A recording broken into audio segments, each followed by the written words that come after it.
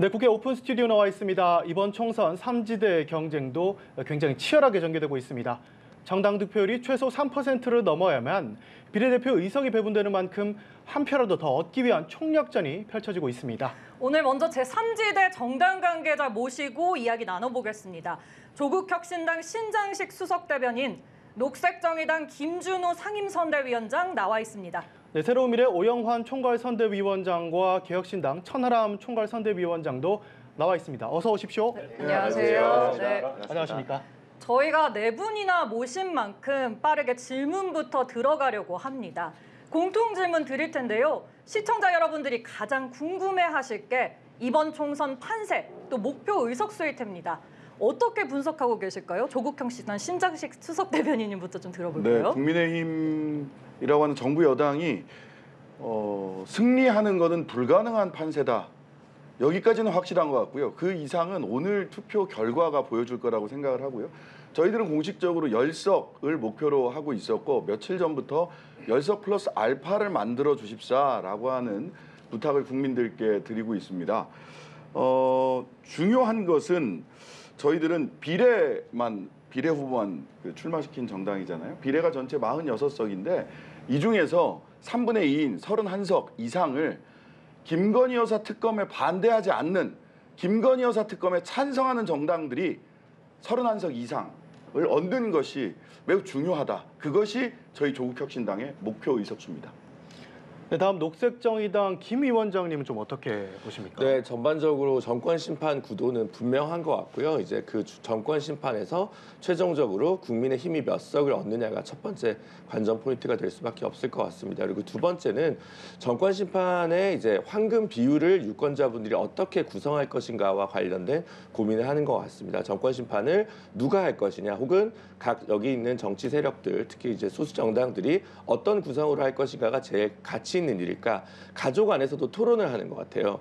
이제 아빠는 누굴 찍고 엄마는 누굴 찍고 자녀는 누굴 찍고 이런 구성들이 있어서 그에 관한 유권자분들의 고심이 어젯밤까지 깊었을 것 같습니다. 그리고 저희는 제가 작년에 비대위원장 취임한 직후부터 계속 말씀드린 게 지난 총선에서 얻었던 표만큼 얻고 싶다. 근데 지난번보다 표를 똑같이 얻더라도 비례 의석이 줄었고 구도가 더 다자화됐기 때문에 획득하는 비례 의석이 줄어들 수 있습니다. 그래서 저희가 뭐 다음 지방선거나 이유를 내다봐야 되기 때문에 의석만큼 얻은 표를 더 중요시하게 여기고 있다, 이렇게 말씀드릴 수 있을 것 같습니다. 그럼 이번에 새로운 미래도 좀 궁금한데 오 위원장님은 어떻게 내다보고 계신지 한 말씀 부탁드립니다. 네, 지난 2년 동안 이 윤석열 정부가 보여준 이런 권력 남용, 그리고 이런 생명에 대한 무책임함, 그리고 무엇보다 국민들 먹고 사는 문제에 대한 무능함, 이런 것들에 대해서 국민들의 분노가 굉장히 큰 것이 제일 크게 작용하고 있고요. 그리고 여당이, 대통령이 그렇게 국민께 실망이 크면 여당이 대통령과의 뭔가 거리두기 전략, 분리 전략 이런 것들로 나아갔으면 모르겠지만 전혀 그러지 못하고 오히려 그 비대위 자체가 이런 대통령의 직속, 이런 뭔가 연계가 되어 있는 그런 여당 체제로 갔기 때문에 범야권에서 과반을 훨씬 뛰어넘는 그런 의석수가 되지 않을까, 좀 그런 심판 의지가 가장 크게 보이는 선거 같습니다.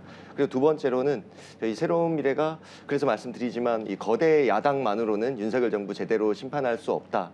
이번 선거 과정에서도 봤듯이 각종 이런 편법이나 특권, 이 거대 야당 안에서의 이런 여러 후보들의 흠결, 이런 문제를 끝까지 결국 고집하고 외면하고 그 문제를 해결하지 않고 넘어가는 모습들이 국민들께서 과연 거대 야당만으로 우리 이 무능한 정부를 제대로 견제할 수 있을까, 심판할 수 있을까 불안해하시면서 대안이 될 수 있는 야당, 더 나은 야당, 이 세력들에 대해서 좀 더 눈을 돌리시고 저희로서는 이제 최소한의 저희가 항상 이야기해왔던 문제 해결의 정치, 거대 양당 사이에서 갈등을 해소시키고 뭔가 국민들 삶과 직결되는 문제를 해소하는 그런 역할을 하기 위해서는 최소 5석 정도는 필요하다, 그렇게 말씀을 항상 드리고 있습니다. 네, 개혁신당 천 위원장님도 어젯밤까지 굉장히 많이 고생을 하셨는데 이번 총선 판세 좀 어떻게 보십니까? 예, 우리 화성을의 이준석 대표가 우박 유세하자 그래가지고 죽을 것 같습니다, 아직도. 목소리가. 이제 저는 지난번 사전 투표에서도 나타났듯이 국민들께서는 이미 심판을 하시고 계십니다. 윤석열 대통령, 김건희 여사 꼴 보기 싫다, 정말 꼴도 보기 싫다라고 하는 민심이 저는 투영되고 있다라고 보고요. 그런 것들을 만회하기 위해서 정부 여당은 오히려 더 엎드리고 국민들 앞에 사죄하는 자세로 갔었어야 되는데 이재명은요, 조국은요 하면서 오히려 적반하장식으로 나오니까 저는 그런 것들이 더 민심에 더 큰 역풍을 불러올 것이다라고 생각합니다. 그래서 저는 개혁신당을 포함한 범야권에 굉장히 의미 있는 윤석열 정권의 폭주를 막을 수 있는 의석을 국민들께서 주실 거다라고 믿고 있고요. 그중에서 저희 개혁신당 같은 경우는 저희가 처음에는 뭐 더 원대한 꿈들이 있었지만 지금은 저희가 기호 7번이니만큼 한 7석 정도 저희 굉장히 괜찮은 구성원들이 있습니다. 네. 일당 10을 할 수 있는 네. 좋은 소장파 정치인들, 소신파 정치인들이 있기 때문에 한 7명 정도 배출하면 좋지 않겠나 희망하고 있고, 특히 그중에서 화성을의 이준석 후보가 좀 낭보를 들려주기를 기대하고 있습니다. 네, 알겠습니다. 다음 질문도 드리겠습니다. 이번 총선 사전 투표율 31.28%로 굉장히 높았고 현재는 예년보다는 조금 본투표에서는 좀 낮은 상황인데 이 어떤 의미일지 각 당별로 좀 해석이 다를 것 같아요. 좀 어떻게 보시는지 우선 조국혁신당 신장식 수석 대변인님은 좀 어떻게 보십니까? 저희들이 지역에 나가서 유권자들 이렇게 만나 뵈면 정말 투표가 하고 싶다. 심지어는 이렇게 네. 표현하시는 분도 계세요. 투표 마렵다. 네. 예, 정말 투표를 하고 싶다. 근데 그 마음에는 지난 2년 동안 윤석열 정권이 보여준 무능하고 무도한 국정 운영, 대파 한 단 875원이 합리적인 가격이라고 이야기했던 민생에 대한 무신경함, 진지하지 못한 국정 운영, 이런 것들에 대한 심판의 의지가 굉장히 강했고요. 그러다가 보니까 우리 국민들은 뭐 생활하시고 먹고 살다 보니까 너무 바쁘시잖아요. 네. 집회 현장에 나오기도 어렵고 투표지 한 장을 꼭 손에 쥐고 네. 이거 가지고 반드시 경고의 메시지, 반드시 심판의 메시지를 정부 여당에게 보여주겠다라고 하는 의지가 굉장히 강하셨기 때문에 네. 유례 없이 높은 투표율을 사전투표에서 보여준 것으로 보이고요. 네. 현재까지는 본투표 투표율이 그닥 높게 나오고 있지는 않습니다만은 그렇네요. 네. 오후에는 많은 분들이 이 심판의 의지를 가진 투표용지를 딱 가지고 네. 투표함에다가 윤석열 정권 심판이라는 뜻을 보여주시리라고 저희들은 믿고 있습니다. 네. 네. 그럼 다음 녹색정의당 이야기도 좀 들어볼까요? 첫 번째, 경향적으로 매년 총선마다 사전 투표율이 높아지고 있기 때문에 네. 그 자체에 어떤 가치를 부여할 수 있냐라고 의문을 가지실 수도 있다고 생각해요. 네네. 다만 진보 민주 진영이 실망을 해서 2022년 6월 지방선거는 투표율이 굉장히 낮았습니다. 바로 직전에 있었던 대선에 비해 20% 이상 투표율이 떨어졌거든요. 네. 그에 비해서는 이제 심판을 하러 나오겠다라고 하는 의미로 대거 유권자분들이 이제 투표장에 나오고 있다, 이렇게 보시면 될 것 같고요. 다만 오히려 보수층에서 정권을 지원할 수는 없다, 하지만 찍을 정당도 없다, 이라는 마인드로 네. 그래서 대선만큼은 투표율이 오히려 안 나오지 않냐, 당연히. 네. 원래 총선이 대선만큼 투표율이 안 나오지만 실망해서 유권자 지지 철회를 하는 보수층 때문에 70%의 벽을 넘기란 또 다른 의미에서 쉽지 않아 보인다. 이 역시 근데 정권 심판의 어떤 맥락에서는 크게 어긋남은 없다, 이렇게 저는 보고 있습니다. 네, 알겠습니다. 이 새로운 미래 오영환 위원장님은 좀 어떻게 평가하십니까? 네, 단순히 사전 투표가 높아진 것이 이 경향의 문제를 넘어서 네. 어쩌면 뭔가 이번 선거에 임하면서 먼저 마음을 굳힌 지 오래되신 분들이 그만큼 많았지 않았을까. 미리 나오셨군요. 워낙 정부에 네. 대한 이런 분노 이런 것들이 거리 곳곳에서 골목골목에서 하도 많이 듣다 보니 네. 이미 거기에 대한 이 선택을 이미 내린 분들이 굉장히 많다는 것이 좀 피부로도 체감이 됐었고요. 네. 다만 지금 이 본투표 투표율이 현재로서는 좀 많이 그러니까요. 저번보다 지난 낮아서 총선보다. 네. 예, 그래서 65% 이상 70%까지 갈 수 있을까. 가게 된다면 네. 그만큼 더 많은 국민들이 이렇게 선거에 참여하고 본인들의 이런 의사를 표현할 수 있는 좋은 기회가 될 것이라고 보고요. 다만 이 거대 양당 그리고 윤석열 정부의 심판을 넘어서 단순히 거대 양당에게 누군가에게 표를 줄까 고민하는 걸 넘어서 네. 이제는 더 이상 우리 정치가 이대로는 안 되지 않나. 지난 2년 동안 정부도 못했지만 국회 정치도 마비되지 않았습니까? 그 가운데에서 뭔가 이제는 좀 달라져야 된다. 그런 마음을 갖고 한국 정치를 바꾸려면 뭔가 제3지대에 더 눈을 돌리시는, 뭔가 더 찍을 정당이 그만큼 늘어난 만큼 더 많은 고민을 하시는 분들이 네. 또 많이 참여해 주시지 않을까 그렇게 생각합니다. 네. 뭐 저희가 아무래도 제3지대 네 분을 모시기도 했지만 지금까지 가장 많이 나온 단어가 심판을 많이 말씀해 주시는 것 같아요. 근데 야권에서 경계하는 분위기였기는 하지만 범야권을 통틀어서 200석도 가능하다 이런 얘기가 계속 나왔잖아요. 각 당에서는 범야권 200석 가능성 이걸 저희가 물어보는 게 의미가 있는지 모르겠지만 어떻게 평가하시는지 좀 듣고 싶은데 우리 조국혁 신당 신장석 대변인. 조심스러운 이야기입니다. 네. 이거는 국민들이 만들어주는 것이지 우리가 200석을 해야 되겠습니다 라고 주장을 해서 이루어지는 건 저는 아니라고 생각을 하고요. 네. 각 정당으로서는 가장 겸손한 자세로 본인들의 주장을 정확하게 이야기하는 거죠. 예를 들면 지금 그 많은 분들이 윤석열 정권을 심판해야 된다. 또 한편에서는 2조 심판해야 된다. 이재명 조국 심판해야 된다. 라고 이야기를 하는데 또 한편에서는 뭐 기득권 양당을 다 심판해야 된다. 저희 조국혁신당은 명백하게 윤석열 정권 심판이 시대 정신이라고 생각을 합니다. 이번 선거를 좌지우지하는 유일한 기준일 수도 있겠다. 심지어는 그것이 대한 평가는 각자 다를 수 있지만 국민들의 마음은 윤석열 정권 심판을 가리키고 있거든요. 그래서 지금이 뭐 물론 그렇습니다. 양당 기득권을 심판하는 것이 더 중요하다고 생각하시는 분들은 그에 걸맞는 정당을 선택하시면 되는데요. 저는 압도적으로 윤석열 정권의 무능과 무도한 국정 운영을 심판하는 것이 이번 선거의 목표라고 생각을 하고요. 국민들의 마음이라고 생각을 하고요. 이에 걸맞는 마음이 그러한 마음이 어느 정도 의석으로 반영될 거냐는 오롯이 국민들의 의지, 투표 참여로 결정된다. 이런 말씀 드리겠습니다.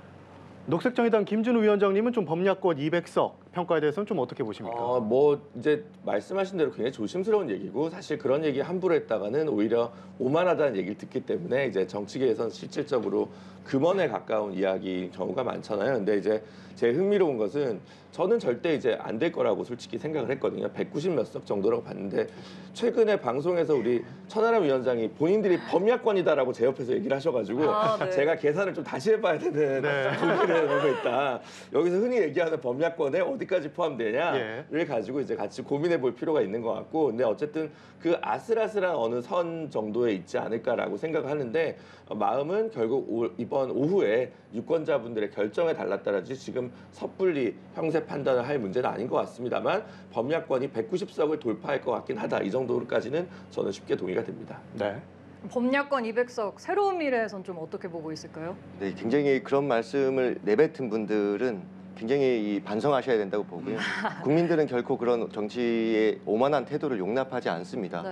오히려 그런 발언과 이런 기사들로 인해서 굉장히 이런 또 반대급부가 더 클 것이다. 뭔가 그 위기감을 느낀 이 보수 지지층 분들이 굉장히 결집하는 그런 계기로 이미 작용을 하고 있다고 저는 그렇게 느끼고요. 또 뭔가 이런 200석이라는 의석을 통해서 뭔가 그 힘을 통해 권력을 통해 그 의석으로 무언가를 하겠다 이런 발언을 하는 것 자체가 국민들께서 굉장히 그 또한 우리 사회가 이제 뛰어넘어야 되는 그 갈등의 정치인데 네. 또 그런 역할을 또 되풀이하겠다 이런 모습을 보이는 것 자체가 국민들께서는 아마 거기에 대해서도 고개를 좀 기우뚱하고 네네. 그게 맞나 과연 그 선택이 맞는 걸까 네. 또 오히려 그런 고민을 하는 계기가 되지 않을까 네. 좀 불안하게 생각합니다.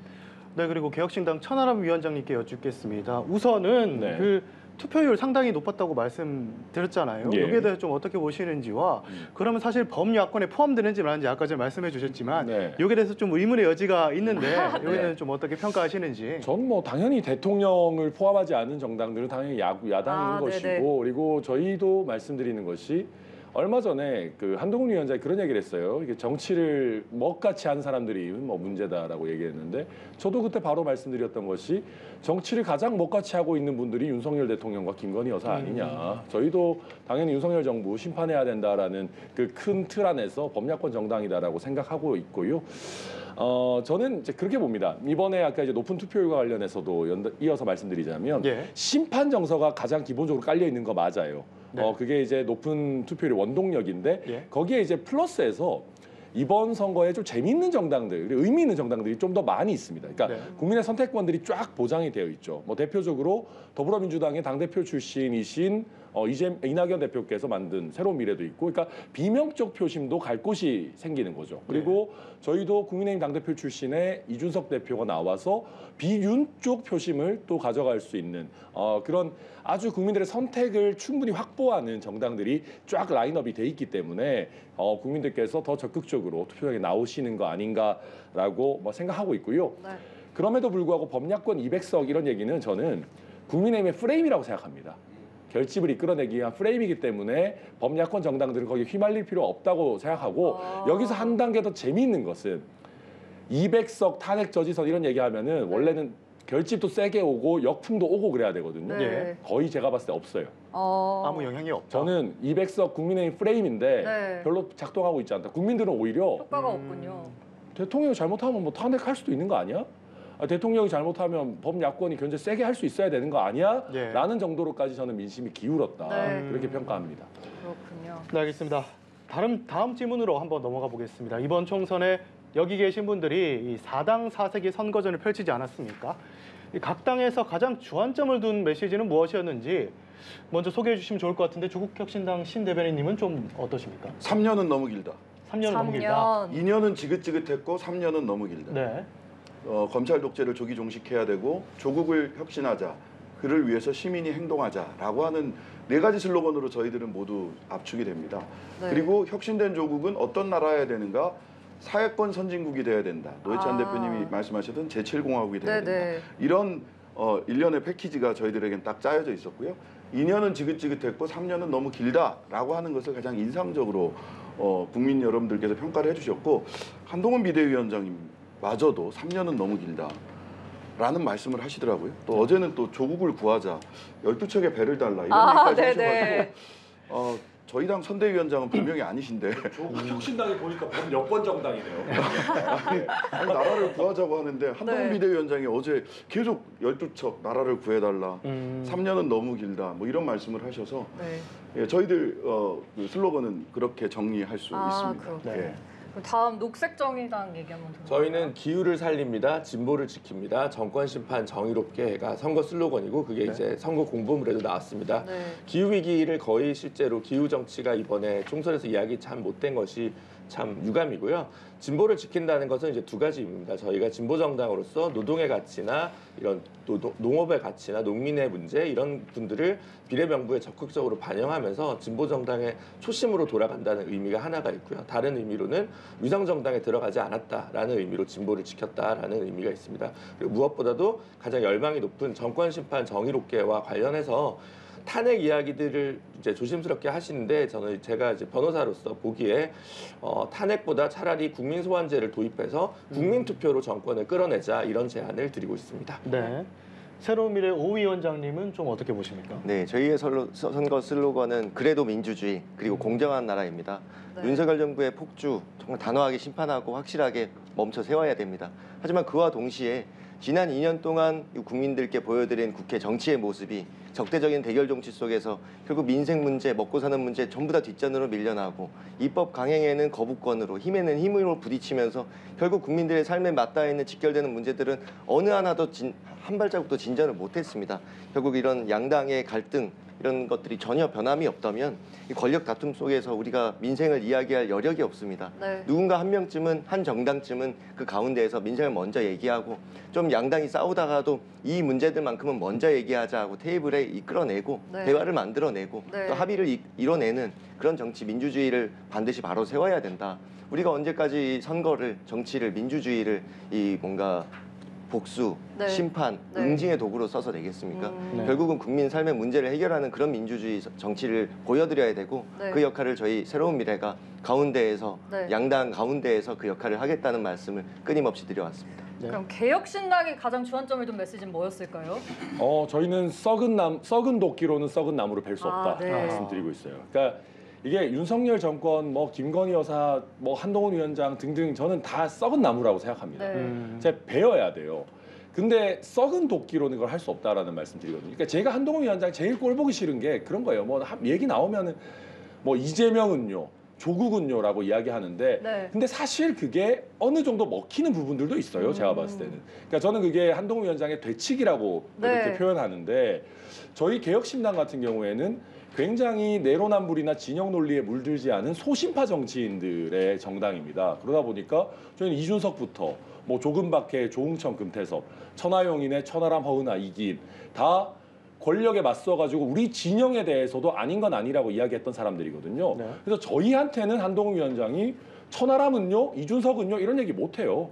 그래서 저희는 되치기 당할 위험 없는 깨끗한 도끼로 네. 썩은 나무를 깔끔하게 잘라내자 그런 말씀 드리고 있습니다. 저희가 이제 각 방이 주안점을 둔 메시지 들어봤는데 어떻게 보면 그거랑 약간 맥락이 비슷할 수도 있긴 한데 각 방이 내세우는 가장 대표적인 공약도 좀 들어보려고 합니다. 조국 대표 같은 경우에는 그 사회권 얘기를 계속하는 걸 제가 듣기도 했는데 혹시 뭐 대표적인 공약은 어떤 게 있을까요? 그러니까 대표적인 공약도 사실은 이번에 우리의 슬로건이나 주장과 연계가 돼 있는 거예요. 지금 다른 분들은 말하자면 양당 기득권 심판 내지는 복수다, 응징이다 이런 거 안 된다라고 말씀을 하고 계시는데요.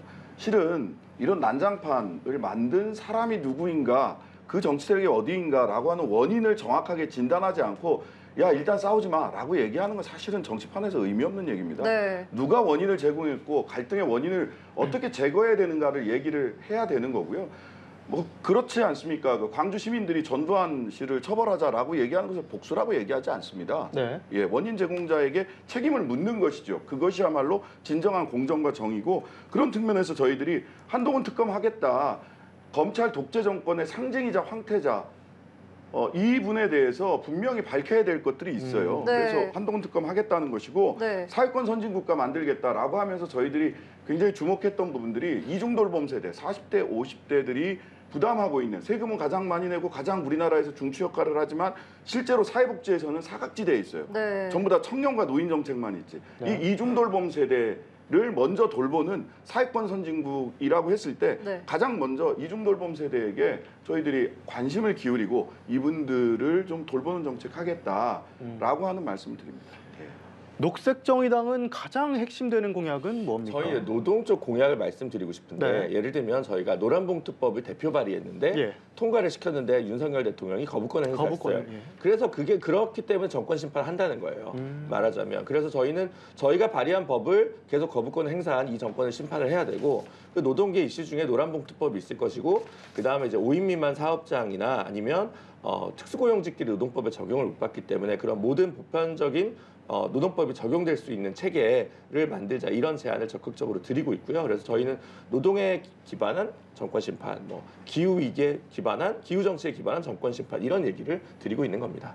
새로운 미래 대표 공약도 한번 들어볼까요? 네, 선거가 치열하지만 또 생각이 다르고 진영이 다르고 지지자층이 다른 사람들도 결국은 다 같이 더불어서 먹고 살아야 되는 사람들이거든요. 단순히 심판만 한다고 이제 끝난 것이 아니라 우리는 일상으로 돌아가야 되고 우린 먹고 살아야 되는데, 저희 새로운 미래는 항상 선거운동 기간 내내 민생을 최우선으로 내세웠고, 지금 대파값 논란, 금사과 논란, 많은 것들이 물가 때문에 국민들께서 피로도도 느끼시고 했지만 양당이 서로 싸우고 하면서도 뭔가 기억에 남는 정책들은 기억에 남지 않습니다. 결국 저희는 금사과 방지법, 이렇게 뭔가 그 유통 이 구조 문제를 반드시 해결해가지고 또 뭐 도매시장 법인, 독점적 경매 거래 이런 것들을 해제해서 생산자, 유통하시는 분, 그리고 이 국민들에게 소비자까지도 뭔가 동등하게 이제 좀 이 먹고 사는 문제에 대한 부담을 덜 수 있는 이런 공약들 내세웠고, 저희의 이야기만 정답이 아니라 좀 이런 이야기 먼저 얘기하자. 아니 뭐 싸울 땐 싸우고 그 심판하는 건 심판하는 거고, 먹고 사는 문제 먼저 해결해야 되는 거 아니냐. 이런 거에 대한 논의, 토론은 전혀 이루어지지 않는 나쁜 정치는 종식해야 된다. 그런 말씀을 드리고 있는 겁니다. 알겠습니다. 이 개혁신당은 사실 창당 초부터 굉장히 정책을 강조해 왔지 않습니까? 어떤 공약이 좀 있는지 대표적인 것 한 가지만. 그러니까 저희 개혁신당이 좀 젊은 정당이에요. 그러니까 구성원들이 대체적으로 좀 주요 구성원들이 되게 젊고 살아갈 날이 되게 많은 사람들입니다. 저도 건강 관리를 잘해야겠다 생각하는데, 저희는 계속 용기 있는 젊은 정당으로서 국민연금 개혁에 대해서 굉장히 진취적인 안들을 내놓고 있습니다. 저희 사실은 국민연금 이대로 가다가는 얼마 안 있으면은 정말 고갈될 위기에 있거든요. 저희는 그래서 지금 형태의 구연금과 새로운 시스템의 신연금을 분리해가지고 이게 어떤 형태로든 고통 분담과 시스템 개선이 이루어져야 된다라고 하는 국민연금 개편안, 이게 KDI 시스템인데 그런 것들 굉장히 저희가 용기 있게 제안하고 있고요. 또 한 가지만 말씀드리자면, 저희 개혁신당이 아마 국회에 몇 안 되는 약간 이과형 정당일 겁니다. 그래서 과학기술 패권국가를 유지하기 위한 R&D 어떤 정책이라든지, 뭐 당연히 예산 증액을 포함해서 플러스해서 저희가 수학 교육을 굉장히 강조하는 수포자 방지법, 이런 것들. 저도 약간 수학 좀 약했었긴 합니다만은 이런 부분들 저희 그래서 젊은 용기 있는 정당, 그리고 우리 국회에 부족한 이과형 인재, 또 과학기술에 관한 전문성을 가진 정당, 그런 부분들 정책적으로 표방하고 있습니다. 알겠습니다. 네, 알겠습니다. 지금까지 제3지대 정당 4분 모시고 얘기 들어봤습니다. 고맙습니다. 네, 감사합니다. 고맙습니다.